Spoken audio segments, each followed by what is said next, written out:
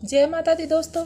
कभी कभी आपने ज़रूर महसूस किया होगा कि आपके बच्चे आपको अनदेखा करते हैं, आपकी तरफ बिल्कुल ध्यान नहीं देते, आपकी उपेक्षा करते हैं, आप पर चिल्लाते हैं। तो ऐसे में आपको क्या करना है, आपको यही बताने वाली हूँ कि ऐसे समय पर आपको क्या करना है और क्या नहीं करना है। बिना लड़ाई झगड़ा किए, बिना गुस्सा किए आपको अपने बच्चों से कैसे निपटना है, इस नाजुक सिचुएशन से निपटने का एकदम आसान और पावरफुल तरीका मैं आपको बताने वाली हूँ। जब भी आपको लगता है कि आपके बच्चे आपको अनदेखा कर रहे हैं या आपकी बात नहीं सुन रहे, तो आपका गुस्सा होना लाजमी है। और किसी भी काम में गुस्सा करने से किसी समस्या का हल नहीं होता। गुस्सा करने से बच्चों और माता पिता के बीच झगड़ा होता है, जिससे बात और बिगड़ती जाती है, समस्या का समाधान नहीं निकल पाता। इस समस्या का हल लड़ाई झगड़ा करने, गुस्सा करने या फिर बच्चों को कंट्रोल करने में नहीं है। इसका एक अलग ही तरीका मैं आपको बताऊंगी। इसके लिए आपको 6 असरदार ऐसे तरीके बताऊंगी जिनको आप रोजमर्रा की जिंदगी में लाते हैं तो आपके बच्चे आपके कंट्रोल में होते हैं और आपकी हर बात मानने लगते हैं। दोस्तों, सबसे पहला तरीका है कि अपनी भावनाओं के ऊपर कंट्रोल करना सीखें। किसी भी बात के ऊपर जल्दी से अपनी प्रतिक्रिया ना दें। जब भी आपके बच्चे आपको अनदेखा करें या आपका अनादर करें तो आपको गुस्सा बिल्कुल भी नहीं करना है, क्योंकि गुस्सा करने से चीज़ें आपके मन मुताबिक नहीं होती हैं। गुस्सा आना नेचुरल है, लेकिन इससे आपको किसी तरह की मदद नहीं मिलती। उस वक्त आप चुप हो जाएं, गहरी सांस लें। बस इतना याद रखें कि आपको शांत रहना है। यदि आप शांत रहेंगे तो पहले तो आप झगड़े से बचेंगे और दूसरा, आपके शरीर में किसी तरह का नुकसान नहीं होगा। आपका कॉन्फिडेंस बढ़ेगा, जिससे आपके बच्चे आपकी मजबूती को नोटिस करेंगे और अपने व्यवहार पर विचार करना शुरू करेंगे। इसके अतिरिक्त आपके शांत रहने से आप शांति से सोच पाएंगे कि ऐसा क्यों हो रहा है, जबकि गुस्सा करने से, लड़ाई झगड़ा करने से आप उस रास्ते पर जा सकते हैं जिनका आपको बाद में पछतावा भी हो सकता है और माता पिता और बच्चों के बीच ज्यादा दूरी बढ़ सकती है। अपनी भावनाओं के ऊपर कंट्रोल का ये मतलब बिल्कुल नहीं है कि आपने जो महसूस किया आप उसे दबा दें, बल्कि इसका मतलब ये है कि आप अपनी भावनाओं को सही तरीके से मैनेज कर रहे हैं। और जब बच्चे देखते हैं कि माता पिता निराशा को किसी भी तरह अपने ऊपर हावी नहीं होने देते, किसी भी परिस्थिति में निराश नहीं होते, तो बच्चे भी ये सीखते हैं कि मैच्योरिटी और सेल्फ कंट्रोल के साथ मुश्किलों का सामना करना संभव है। इससे आपके प्रति उनके रिएक्शंस में और रिलेशंस में सुधार होता है। दूसरा तरीका है, परेशान ना होकर समझने की कोशिश करें। जब भी कुछ निराशा भरी बात घर में हो तो आप शांत होकर आप बात को समझने की कोशिश करें कि वास्तव में बात क्या है और क्या आपके साथ हो रहा है, क्यों हो रहा है। एकदम से अपना बड़प्पन ना दिखाएं, कोई भी प्रतिक्रिया उस टाइम ना दें और अपने आप से इस सवाल का जवाब ढूंढें कि आपके बच्चों के इस व्यवहार के पीछे कारण क्या है। बच्चे खुद को इनसिक्योर महसूस करते हैं या फिर किसी चीज से उनको कोई दिक्कत हो सकती है जिसे वो व्यक्त नहीं कर पा रहे हैं और बात बात पर गुस्सा करते हैं, चिल्लाते हैं। अगर आप आराम से बात करते हैं तो इसका मतलब ये बिल्कुल नहीं है कि आप अपनी बेइज्जती को बर्दाश्त कर रहे हैं, बल्कि इसका मतलब है कि आप बात को समझने की कोशिश कर रहे हैं। सहानुभूति दिखाना कमजोरी की निशानी नहीं है, बल्कि ये है कि आप अपने बच्चों को समझने के लिए तैयार हैं, उन्हीं के नज़रिए से उनकी परेशानी को हल करना चाहते हैं। और जब बच्चों को लगता है कि उनकी बात भी सुनी जा रही है और उनकी तरफ ध्यान दिया जाता है, तो बच्चे भी आपके साथ खुलकर अपनी फीलिंग्स शेयर करने को तैयार हो जाते हैं और आप समस्या की जड़ तक पहुंच पाते हैं, समस्या का हल कर पाते हैं। तीसरा तरीका है, क्लियर बात निर्धारित करें। भले ही आप शांत हैं, आप बात को समझ रहे हैं, लेकिन फिर भी बात को साफ करना जरूरी है। अपने बच्चों को शांति से समझाएं कि आपके पास क्या है, क्या आप एक्सेप्ट कर पाते हैं और क्या नहीं कर पाते हैं। यह बात बच्चों को एकदम से साफ कर दें।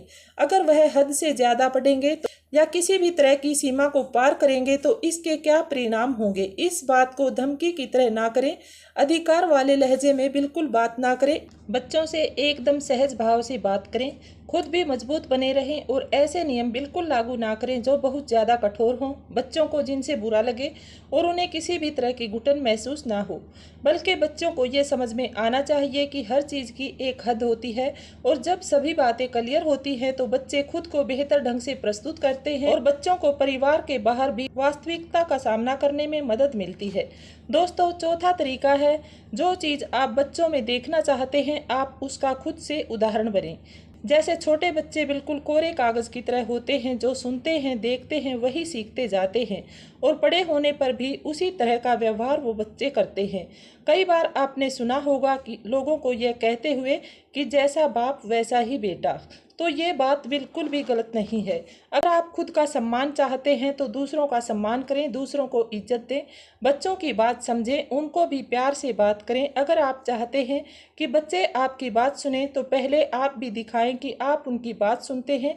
इस तरह से बच्चे आपकी प्रतिक्रिया देखते हैं। शांति, धैर्य और दूसरों को समझने की ताकत जो आपके अंदर देखते हैं, उससे बच्चों को भी सीख मिलती है और जो जीवन में आप दूसरे लोगों से व्यवहार करते हैं उसी रास्ते पर बच्चे चलते हैं, उसी तरह का व्यवहार करते हैं। इससे अगर आप दूसरों के साथ अच्छा व्यवहार करते हैं तो बच्चे भी आपके साथ उसी तरह का व्यवहार करते हैं।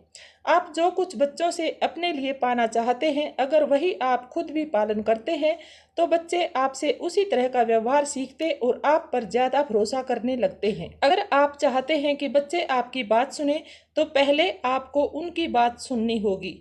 और यदि आप बच्चों से खुद के लिए सम्मान चाहते हैं तो लड़ाई झगड़े के वक्त भी आप अपने बच्चों के साथ इज्जत से पेश आएं। दोस्तों, पांचवा तरीका है, अपने बच्चों के साथ मजबूत और पॉजिटिव रिलेशनशिप बनाएं।